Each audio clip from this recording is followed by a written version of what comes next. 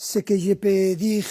sûrement, c'est que les supporters sont attentifs. ជំរាបសួរបងប្អូនប្រិមិត្តដែលនិយមស្នេហាវិស័យកីឡានេះគឺជាសន្និសីទកសែតមួយរបស់លោក Luz ដែលគឺជាគ្រូបង្វឹករបស់ក្លឹប Paris Saint-Germain ដែលត្រូវប្រកួតនៅថ្ងៃស្អែកនេះតែម្ដងបងប្អូនប្រិមិត្តយើងគាត់បាននិយាយបានលើកឡើងថានៅលើសន្និសីទកសែតគាត់ថាការប៉ះក្រុម Monaco នេះគឺ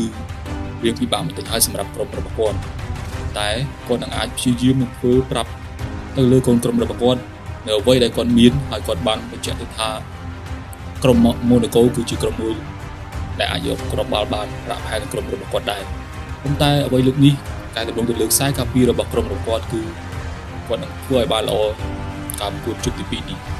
ហើយការប្រកួតនេះគឺជាការប្រកួតបញ្ចប់របស់គាត់ផងដែរបើសិនជាគាត់ធ្វើបាននោះมันអាចបន្តដំណើរទៅមុខបានទៀតដូច្នេះព្រោះតែគាត់ខំប្រឹងគាត់នឹងព្យាយាមធ្វើឲ្យក្រុមប៉ារីសនឹងឡើងទៅវគ្គបន្តហើយការប្រកួតព្រឹកស្អែកនេះគឺពិសេសមែនទែនសម្រាប់ក្រុមគាត់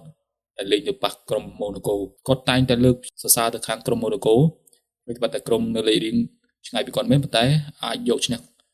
ក្រុមផ្សេងៗបានឬក៏អាចដណ្ដើមបន្ទុកនឹងគ្រាប់បាល់បានផងដែរដូច្នេះគឺគាត់មិនហ៊ានអះអាងថាក្រុមរបស់គាត់នឹងអាចយកឈ្នះទៅលើគូប្រកួតនៃក្រុម Monaco បាននោះទេព្រោះតែគាត់ខំប្រឹងគឺគាត់ត្រូវកែតម្រូវគាត់ត្រូវកែលម្អទៅលើខ្សែការពារនៃគូក្រុមរបស់គាត់បានលើកឡើងម្ដងហើយម្ដងទៀតអ្វីដែលគាត់មានគឺគាត់នឹងធ្វើឲ្យអស់ពីលទ្ធភាពដែលគាត់មាន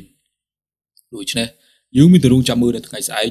គឺវេលាម៉ោង3មានក្រុមធំៗជាច្រើនទៅប៉ះគ្នានៅពេលរង្វាន់ Champions League នេះមាន Juventus មាន Paris មាន Real Madrid ផងដែររវាង6ក្រុមនេះប៉ះគ្នាដូច្នេះយើងទៅរងចាំមើលទាំងអស់គ្នាមកប្រិមិត្តគឺពេលរង្វាន់ Champions League ដូច្នេះថាមិនដឹងថាឆ្នាំនេះក្រុមណាជាអ្នកលើកពានទេយើងមានទៅរងចាំមើលទាំងអស់គ្នាអរគុណបងប្អូនប្រិមិត្តសម្រាប់ការតាមដានសូមជម្រាបលា